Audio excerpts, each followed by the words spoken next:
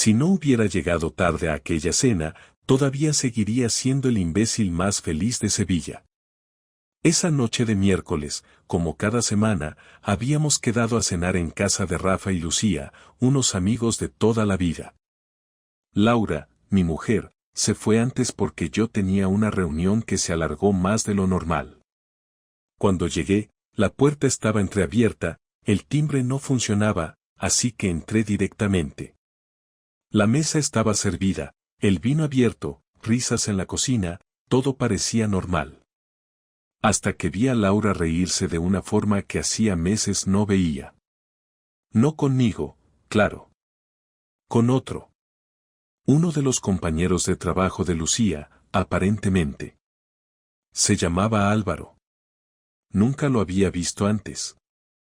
Alto, con pinta de que va al gimnasio solo para marcar bíceps en camisetas justas. El tipo tenía esa sonrisa arrogante que da el saber que cae bien sin esfuerzo. Lo vi rozarle la mano a Laura mientras hablaban, y lo que más me jodió no fue eso, fue que ella no la apartó. A mí me conocen por no ser celoso. Jamás le prohibí nada. Ni amigos, ni viajes, ni cenas. Siempre creí que la confianza era lo que sostenía lo nuestro. Pero ese gesto, esa pequeña caricia, me clavó una espina en el pecho. No por el contacto, sino por la complicidad. Por la naturalidad con la que ocurrió. Como si no fuera la primera vez. Y ahí estaba yo, en el pasillo, parado como un idiota, mientras ella se reía con otro como no se reía conmigo desde hacía meses. Lo peor es que nadie me miró raro cuando entré. Nadie se inmutó. Ella me saludó con un beso en la mejilla, como si no pasara nada. Como si yo fuera el invitado en mi propia historia. Durante la cena, me dediqué a observar. A escuchar. Cada vez que Laura hablaba, Álvaro la miraba con una intensidad que no se puede fingir. Cada vez que él decía algo, ella se reía incluso cuando no tenía gracia. Y lo peor es que nadie parecía incómodo. Ni Lucía, que lo había invitado, ni Rafa, que lo había notado. Solo yo. Solo yo estaba sentado en esa mesa preguntándome cuándo había dejado de ser su persona favorita. Aquella noche, en lugar de dormir, salí a caminar. Y mientras cruzaba la Plaza Nueva con las farolas encendidas y el aire cálido de abril, me repetía lo mismo una y otra vez. Esto no es paranoia. Esto es otra cosa. Esto es el principio del fin. Volví a casa cerca de la 1 de la madrugada, después de caminar durante más de 2 horas sin rumbo fijo. No tenía intención de decir nada todavía, ni de montar una escena, ni de armar una discusión. Todavía no tenía pruebas, solo esa incomodidad que se clava despacio en el pecho, como cuando notas que algo en tu casa ha cambiado de sitio pero no sabes exactamente qué. Laura ya estaba en la cama cuando llegué, con una mascarilla puesta en la cara y leyendo uno de esos libros que compra en los aeropuertos. Me miró por encima de las páginas, me saludó con un todo bien, y volvió a lo suyo sin esperar respuesta. Asentí, me cambié en silencio y me metí en la cama dándole la espalda. No dormí ni un minuto, ella sí, como si nada, incluso roncó un poco en la madrugada. Durante los días siguientes no hice movimientos bruscos. Aparentemente, todo seguía igual. Pero yo ya no era el mismo. Iba a trabajar como siempre, volvía a casa como siempre, hacíamos la compra los sábados por la mañana y pedíamos comida china los domingos si nos daba pereza cocinar. Pero ahora observaba. Escuchaba.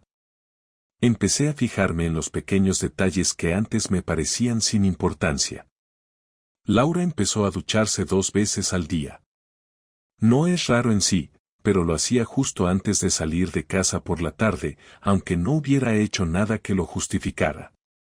Empezó a ir más arreglada a trabajar, y eso sí me llamó la atención porque su instituto es de los que parecen prisiones mal decoradas y, hasta hace poco, se vestía como si fuera a pelearse con un armario cada mañana. Un martes por la tarde, Laura dijo que tenía una reunión de departamento en el instituto. No era raro, a veces ocurría, pero nunca pasaban de las 8.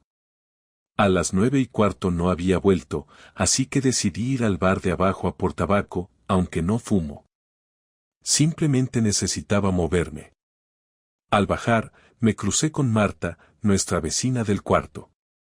Me saludó, y en un tono que parecía inocente pero no lo era, dijo: «Tu mujer estaba muy guapa hoy, ¿salíais?». Le respondí que no, que tenía una reunión en el trabajo. Marta frunció el ceño apenas un segundo y cambió de tema con rapidez. Esa reacción me quemó más que cualquier sospecha anterior. Volví a casa con un cosquilleo en las manos, como si el cuerpo me pidiera hacer algo ya, pero aún no tenía idea de qué. La oportunidad llegó sola 2 días después. Era jueves. Laura salió a dar clases como siempre. Dijo que después iría al centro a buscar un regalo para la sobrina de su compañera, lo cual me pareció una excusa innecesariamente detallada. No pregunté más. Cuando salió, esperé 20 minutos, bajé al garaje, cogí el coche y la seguí. No soy ningún detective, ni tengo experiencia espiando a nadie, pero resulta que no hace falta tener mucha técnica si la persona en cuestión ni siquiera imagina que la estás vigilando. La seguí hasta la zona del Aljarafe, a unos 20 minutos en coche. Aparcó junto a una cafetería escondida entre calles estrechas, entró sola. Yo aparqué un poco más lejos y me quedé esperando. Pasaron unos 7 minutos antes de que apareciera él. No me costó reconocerlo. Álvaro. El mismo del otro día. Iba sin prisa, con las manos en los bolsillos, como si la vida no le pesara ni un poco. Entró al local, y por un momento pensé que solo iban a tomar algo. Pero cuando vi que ella se levantaba para saludarlo y él le agarraba la cara con ambas manos para besarla, como si fuera una escena que ya habían ensayado muchas veces, se me rompió algo por dentro. No fue rabia, al menos no todavía. Fue más bien una especie de decepción tan profunda que casi no dolía. Me quedé allí dentro del coche, viendo cómo se sentaban uno frente al otro, como ella se tocaba el pelo todo el rato y como él le acariciaba la muñeca como si fuera suya.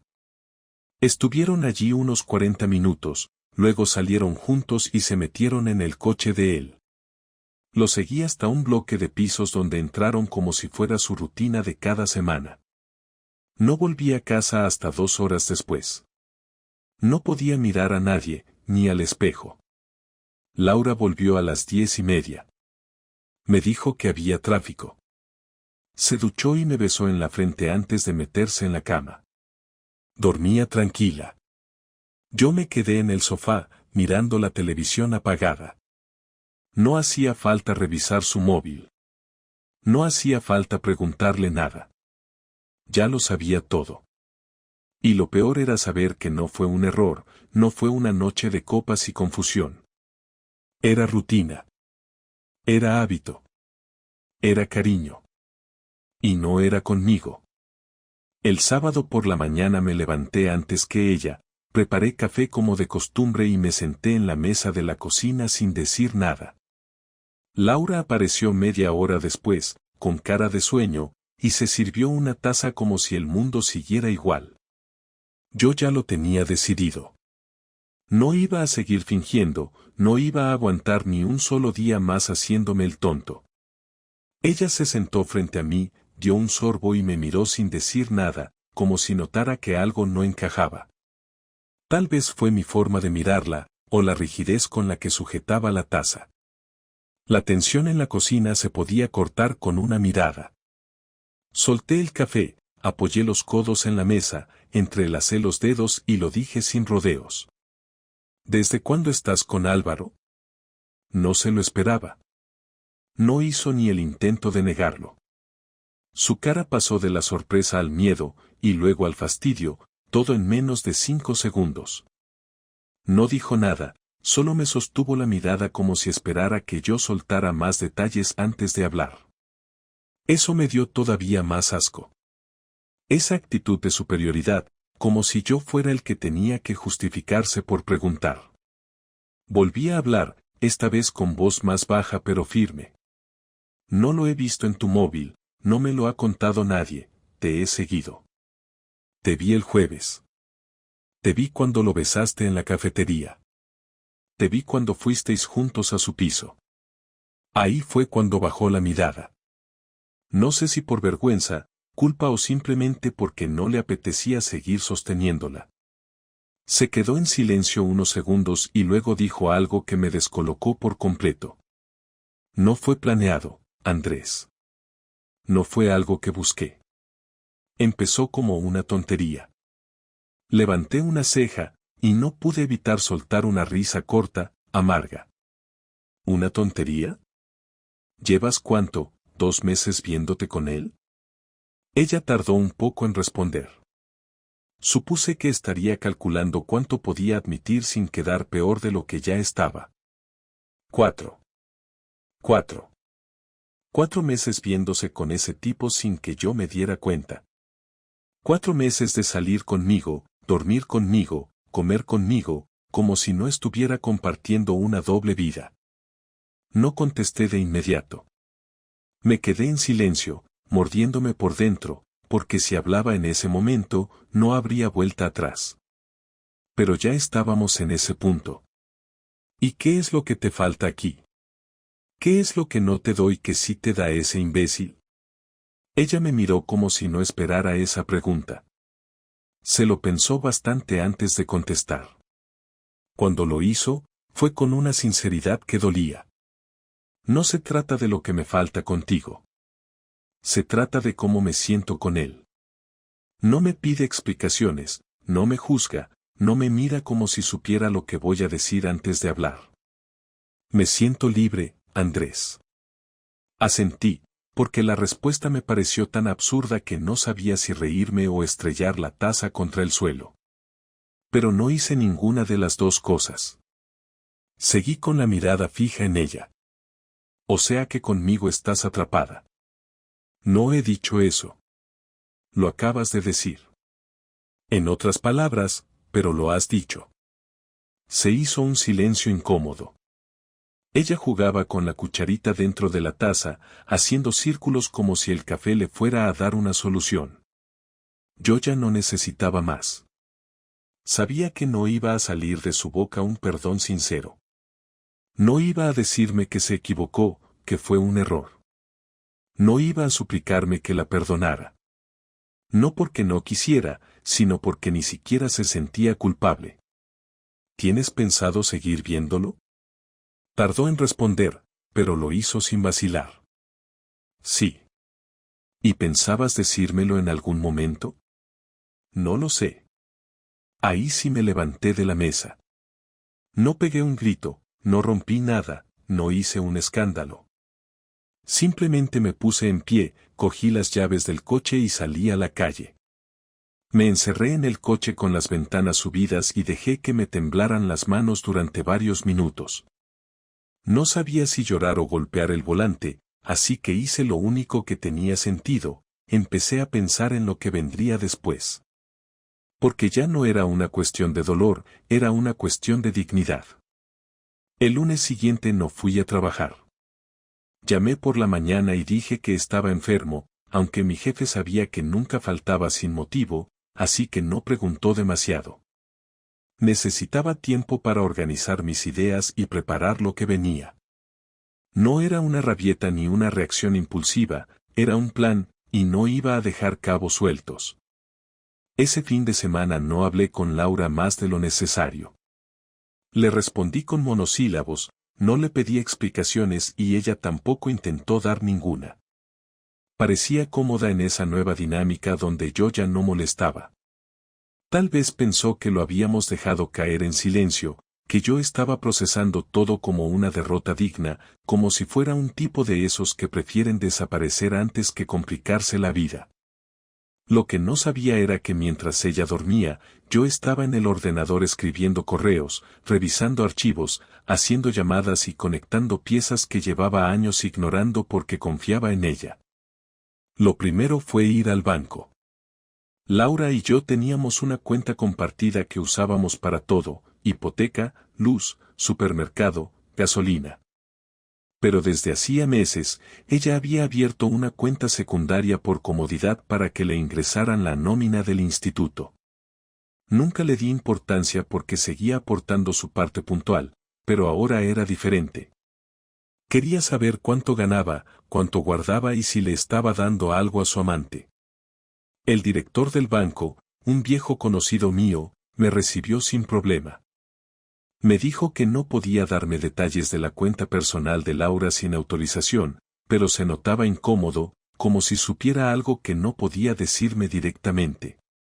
Me bastó con una frase para que todo cambiara.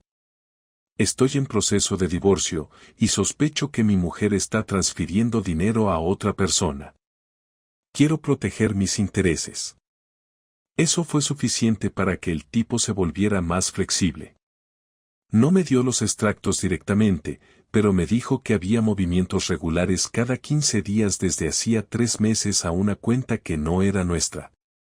Me mostró el nombre del titular, Álvaro Gómez. Salí del banco con los dientes apretados y una idea clara: iba a destrozarle la vida a los dos, pero con calma, sin levantar sospechas, dejando que fueran ellos quienes cavaran su propio agujero. Lo siguiente fue revisar el portátil de Laura. No suelo tocar sus cosas, pero ella jamás cerraba sesión en nada. Encontré correos, mensajes y hasta fotos. Lo tenían todo ahí, como si no importara si alguien lo veía. Conversaciones con doble sentido, planes de escapadas, incluso un documento con los horarios del instituto donde él daba clases como sustituto.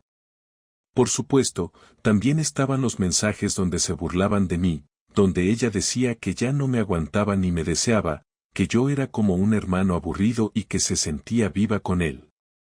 Leí cada palabra con una frialdad que me asustó a mí mismo. No sentí rabia, sentí claridad. Esa misma noche imprimí todo, cada conversación, cada imagen, todo con fecha y hora. Preparé una carpeta y la guardé en el maletero del coche.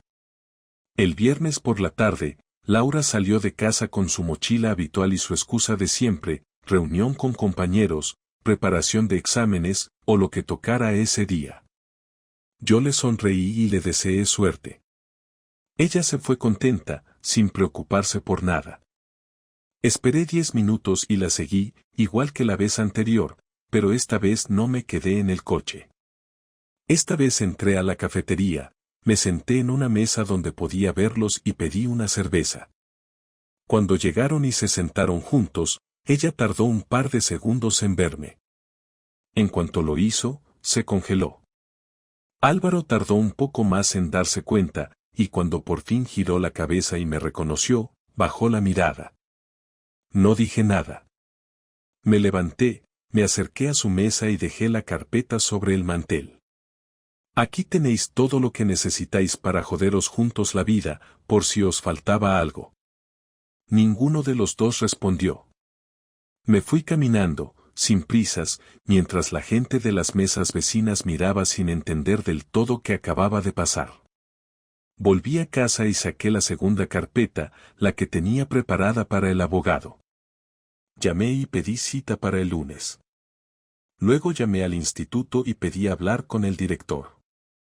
Me presenté como el marido de Laura y le dije que quería pasarle información sobre un posible problema ético entre dos empleados. No di detalles por teléfono, solo le pedí una cita formal. Me la dio para el miércoles siguiente. Esa noche, Laura volvió a casa más temprano de lo habitual. No dijo nada al entrar. Yo estaba en el salón viendo una película que ni recuerdo. Pasó por delante sin saludar, subió las escaleras y se encerró en el dormitorio. A los pocos minutos bajó. ¿De verdad vas a hacer todo esto? Me encogí de hombros sin mirarla. Tú ya hiciste tu parte. Ahora me toca a mí. El lunes por la mañana me levanté antes que ella, me duché sin hacer ruido y me fui directamente al despacho del abogado. Había reservado la cita el mismo día que imprimí todo. Cuando llegué, El hombre ya tenía mi carpeta sobre la mesa y una actitud que mezclaba profesionalidad con curiosidad. Me explicó lo básico, que la ley en España no premia ni castiga el adulterio, que no habría consecuencias penales, pero que sí podía influir en el acuerdo económico, especialmente si había pruebas de uso indebido de fondos compartidos. Le conté lo del banco, le mostré los movimientos y las transferencias a nombre de Álvaro. Me pidió un par de autorizaciones y me aseguró que con eso era suficiente para presentar una demanda de divorcio con solicitud de reparto desfavorable para ella. Firmé todo sin dudarlo. Quería cerrar esto de forma limpia, legal y sin dejarle ninguna puerta abierta para hacerse la víctima. El abogado me preguntó si quería que la notificación se entregara por burofax o si prefería hacerlo en mano. Le pedí que lo enviara todo a casa. Quería que lo recibiera allí, con su nombre en mayúsculas en el sobre, sin drama, sin escenas, sin explicaciones. Volví a casa cerca del mediodía y ella seguía allí. Estaba en el comedor, sentada con el portátil abierto pero sin hacer nada. Me miró en cuanto entré, como si estuviera esperando algún tipo de señal. No dije nada, dejé las llaves en la mesa y me serví un café. Ella se levantó y se plantó delante, cruzada de brazos, con esa cara que ponía cuando sabía que había perdido el control de la situación. Yo la miré, esperé a que dijera algo, y no tardó. Esto no va a acabar bien si lo sigues llevando así. Me apoyé contra la encimera y tomé un sorbo antes de responder. ¿Cómo tendría que llevarlo entonces? ¿Con abrazos? ¿Con terapia de pareja? Se le notaba nerviosa, pero no era culpa, era miedo. Miedo a que todo lo que había construido con cuidado para mantener las apariencias se viniera abajo. No me miraba con cariño ni con tristeza, me miraba como quien intenta frenar una tormenta con palabras. Mira, sé que lo he hecho mal, pero tampoco he matado a nadie. Tú y yo llevamos años estancados. Esto no empezó porque sí. No es solo él. Es lo que tú y yo dejamos de ser. Negué despacio, no por sorpresa, sino porque ya conocía ese discurso. Sabía que en algún momento iba a intentar justificarlo todo con frases como estábamos mal o me sentía sola. Era el guión más predecible que podía imaginar. Tú podías haber dicho algo antes. Podías haber pedido hablar, podías haber dicho que no estabas bien. Pero no, preferiste engañar, acostarte con otro y robar dinero compartido para financiar tu doble vida. Así que ahora no vengas a repartir culpas como si esto fuera 50 y 50. No lo es. No te confundas. Ella se mordió el labio, probablemente para no gritar. Caminó de un lado a otro del comedor como si buscara las palabras correctas para arreglar lo que ya no tenía arreglo. ¿De verdad vas a divorciarte por esto? La pregunta me pareció insultante. Me reí, no por humor, sino por incredulidad. Me acerqué un paso y le hablé claro. Sí. No solo por esto. Por todo. Por cómo lo manejaste, por cómo me miras, por cómo me trataste como un estorbo durante meses mientras te divertías a mis espaldas. Esto no es una reacción exagerada, es el final lógico de tus decisiones. Ella se sentó en la silla más cercana, como si por fin entendiera que no había marcha atrás. Me miró sin lágrimas, sin súplicas, solo con una especie de resignación amarga. ¿Y ya está? ¿Tantos años juntos y así termina todo? Asentí. No había más que decir. Todo lo esencial ya estaba hecho. El sobre con el burofax llegaría en 1 o 2 días. El abogado lo dejaría todo listo en menos de un mes. Habíamos tenido años buenos, sí, pero no significaba que tuviera que perdonarle algo así solo porque compartíamos un pasado. El respeto no se mide por los recuerdos, sino por las acciones del presente. Esa noche dormimos en camas separadas.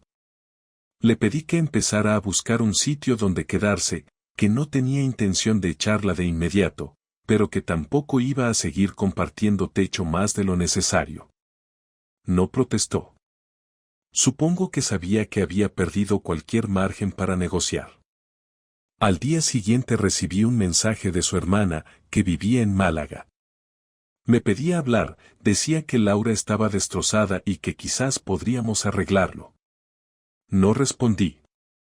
No necesitaba el consejo de nadie, y mucho menos de alguien que no estuvo ahí cuando todo empezó a podrirse.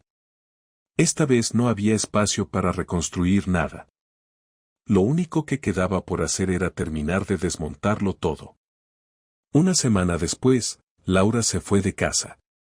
No hubo abrazos, ni lágrimas, ni despedidas largas. Cargó el maletero con 2 maletas, cerró la puerta con cuidado y se marchó sin decir nada más. Yo me quedé en la cocina, sentado con el café aún caliente entre las manos, escuchando cómo el ascensor bajaba hasta el portal. Cuando dejó de sonar, supe que todo había terminado. No me sentí aliviado, tampoco eufórico. No había satisfacción ni triunfo, solo un silencio que no incomodaba, una sensación parecida a tener espacio otra vez. El piso parecía más grande, no porque faltara alguien físicamente, sino porque ya no tenía que fingir que todo iba bien. Desde ese momento, cada objeto recuperó su lugar sin esfuerzo. Ya no había discusiones sobre dónde colocar los vasos ni tensión por el ruido de lavavajillas. Las rutinas cambiaron rápido.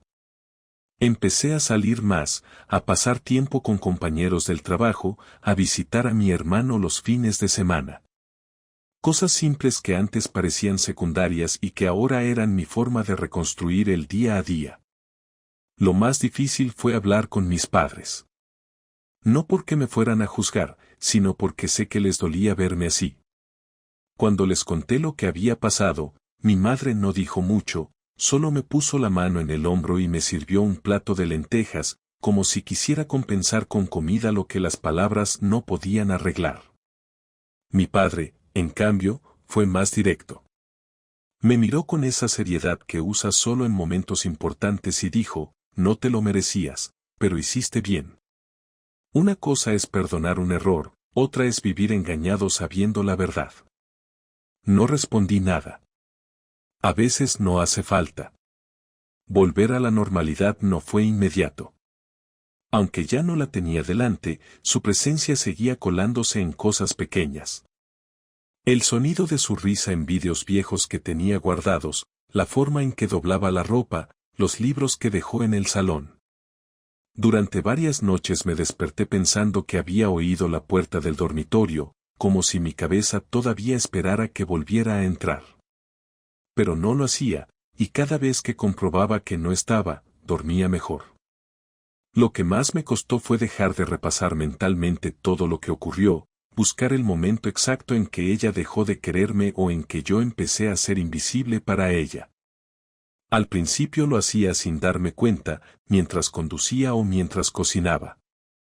Me imaginaba conversaciones distintas, versiones en las que yo descubría todo antes, en las que ella confesaba, en las que me pedía perdón. Hasta que un día me harté. Borré todas sus fotos del móvil, saqué sus cosas del armario, y por primera vez en meses me preparé una cena sin pensar si a ella le gustaría o no. Fue ese mismo día cuando supe que había pasado de estar dolido a estar simplemente decidido. El burofax llegó justo cuando debía. Laura lo firmó sin poner problemas. Ningún intento de reconciliación, ninguna escena dramática. Aceptó el acuerdo tal como estaba, renunció a parte de los bienes, no pidió nada adicional. Yo no se lo dije, pero me pareció justo. No por castigo, sino porque así cerrábamos esto sin seguir arrastrando el pasado. Un mes después, el divorcio fue oficial. Me llegó un correo del juzgado con la confirmación y, curiosamente, no sentí nada al leerlo. No hubo emoción ni vacío. Solo una frase que decía quedando disuelto el vínculo matrimonial entre las partes. Lo leí una vez y luego cerré el portátil. Un par de días después, salí a cenar con unos compañeros del trabajo. No hablamos del tema, nadie preguntó por Laura, y yo no lo mencioné. Fue una noche tranquila, con risas normales y conversaciones sobre fútbol, series, y lo mal que cocina el becario nuevo. De camino a casa, caminando por las calles del centro, me di cuenta de que llevaba más de una hora sin pensar en ella. Y fue entonces cuando supe que de verdad se había terminado. Ya no era solo un papel firmado o una casa vacía. Era yo, volviendo a ser alguien completo por mí mismo, sin necesitar a nadie más para justificar mi vida. En los días que siguieron, comencé a hacer pequeñas cosas nuevas. Cambié el orden del salón, compré una cafetera mejor, volví al gimnasio, y retomé un curso de diseño gráfico que había dejado a medias hace años. No era por llenar huecos ni por distraerme. Era porque podía. Porque ya no tenía que rendir cuentas a nadie más que a mí mismo. Con Álvaro no volví a cruzarme. Me enteré por un conocido que ya no trabaja en el instituto, que pidió el traslado a otra ciudad. No me importó. No guardo odio ni deseo que le pase nada malo. Solo quiero que esté lejos. Laura, por su parte, dejó de escribirme después de un último mensaje en el que decía que esperaba que algún día pudiera perdonarla. No respondí. No porque no pudiera, sino porque no tenía sentido. Hoy, casi 2 meses después de todo, miro atrás y no me arrepiento. Hubiera preferido otra historia, claro. Hubiera querido que las cosas se resolvieran con respeto, con diálogo, con madurez. Pero no fue así. Y no pasa nada.